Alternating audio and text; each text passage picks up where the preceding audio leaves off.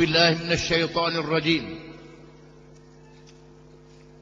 قل اللهم مالك الملك تؤتي الملك من تشاء وتنزع الملك ممن تشاء وتعز من تشاء وتذل من تشاء بيدك الخير إنك على كل شيء قدير. Firman Allah, katakanlah wahai Muhammad sallallahu alaihi wasallam, dan begitu juga umat Muhammad sallallahu alaihi wasallam, ya Allah, ya Tuhanku, Engkaulah yang memiliki kerajaan. Engkau serahkan kerajaan kepada sesiapa yang Engkau kehendaki. Engkau cabut kerajaan daripada sesiapa yang Engkau kehendaki. Engkau muliakan sesiapa yang Engkau kehendaki, dan Engkau hinakan sesiapa yang Engkau kehendaki. Di dalam tangan kekuasaan Engkau sahajalah yang terbaik. Sesungguhnya Engkau maha berkuasa di atas tiap-tiap sesuatu. Bagi penganut Islam, mengulangi ayat-ayat yang tersebut dijadikan wirid, bukan saja untuk memanjatkan doa kepada Allah Subhanahu wa taala. Dalam masa yang sama, mengingatkan kita bahawa kerajaan yang maha berkuasa hanyalah Allah Subhanahu wa taala. Semua kerajaan yang ada di dunia ditetapkan ajalnya. Tidak ada kerajaan yang kekal. Termasuklah kerajaan yang dipimpin oleh nabi-nabi dan rasul-rasul alaihi wassalatu wassalam. Kerajaan pengikut nabi-nabi yang adil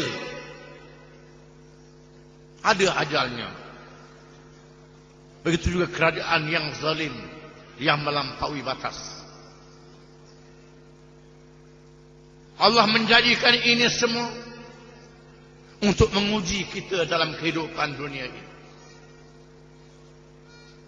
Sama ada kita memilih yang baik, yang adil, yang diridai oleh Allah, atau memilih yang zalim, maksiat, yang dimerkai oleh Allah Subhanahu wa taala. Namun Allah Subhanahu wa taala menjadikan cahaya petunjuk Islam agamanya tidak boleh dipadam sehingga hari kiamat. Cahaya ini akan timbul dan tenggelam, pasang dan surut, tidak mati dengan wafatnya Nabi Muhammad sallallahu alaihi wasallam. Di zaman tidak ada nabi dan rasul, pendukung ialah kumpulan Islam. Parti-parti Islam yang ditubuhkan di seluruh dunia, yang berdakwah dan berpolitik. Al-Quran mengajar kita tidak ada pemisahan di antara dakwah dan politik. Maka ulama-ulama yang memahami Al-Quran ini melangsungkan perjuangan Islam. Bukan saja mengajar, termasuk mendirikan negara yang menegakkan syariat Allah, membawa rahmat kepada seluruh alam. Allah Subhanahu wa taala menjanjikan kemenangan dunia dan akhirat. Kemenangan akhirat adalah pasti sekiranya kita dapat mengakhiri hayat kita bersama dengan Islam ini. Perjuangan dunia juga berlaku. Hanya mereka yang menganggap kerajaan-kerajaan yang zalim maha suci, melampaui Allah yang maha berkuasa. Ketika Nabi Nuh alaihi salam berdakwah dan berjuang menghadapi golongan al-mala, pemimpin-pemimpin di zamannya yang angkuh, ramai kalangan mengatakan mustahil perjuangan Nabi Nuh mencapai kejayaan. Allah memberi tempoh 990 tahun. Golongan yang zalim ditenggelamkan bersama dengan pengikut-pengikut mereka. Ketika Nabi Ibrahim alaihissalam menyambung perjuangan untuk menghadapi kuasa besar Babylon ataupun Babylon yang angkuh dan zalim, ramai kalangan mengatakan mustahil Namrud yang zalim itu jatuh kerajaannya. Bila tiba ajalnya, kerajaan Namrud jatuh dan tumbang. Begitulah ketika Nabi Musa alaihissalam menghadapi kerajaan yang paling zalim dalam sejarah manusia,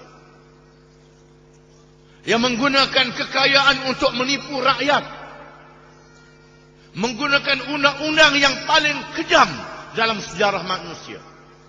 Yudabbihuna abna'ahum wa yastahyuna nisa'ahum. Menyembelih anak-anak lelaki, membenarkan anak perempuan sahaja untuk mengekalkan kerajaannya. Bila tiba masanya Fir'aun dan bala tenteranya dihapuskan oleh Allah. Begitulah ketika Nabi kita Muhammad sallallahu alaihi wasallam yang dilantik menjadi rasul kepada seluruh dunia, seluruh alam, seluruh manusia. Bagaimana rasul yang dilantik di bumi yang kering kontang, bumi yang tidak ada tanaman, yang tidak ada tumbuhan, yang tidak ada tamadun, dilantik menjadi rasul ke seluruh dunia. Makkah, bumi yang kering kontang, penduduk yang miskin, dikepung oleh kuasa-kuasa besar dunia di zamannya. Di saat yang getir, Allah subhanahu wa ta'ala menjemput Rasulullah SAW di malam Isra dan Mi'raj, yang disambut oleh umat Islam di bulan Rajab ini.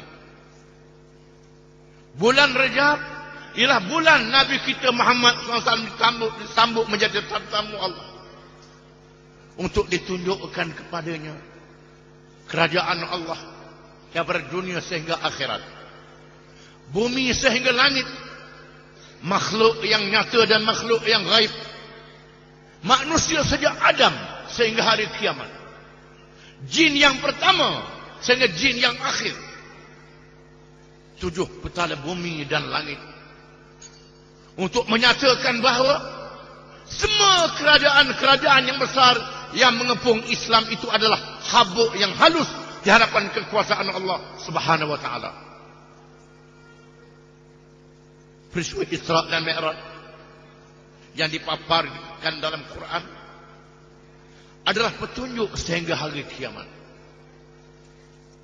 Ketika Nabi SAW menerima kedatangan Ali bin Hatim radhiyallahu anhu, seorang padri yang belum lagi menganut Islam,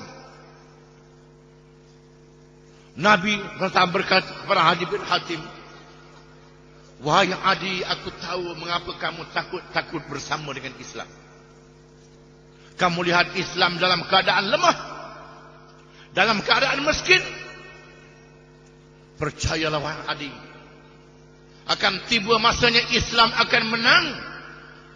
Kekayaan dikurnia oleh Allah melimpah ruah, sehingga tak cukup tangan untuk terima harta kekayaan itu." Engkau tahu Adi bin Hatim? Hirah, ibu kota Empire Parsi. Adi menjawab, "Saya tahu namanya saja, saya tak pernah pergi. Akan tiba masanya Hirah akan ditawan oleh Islam."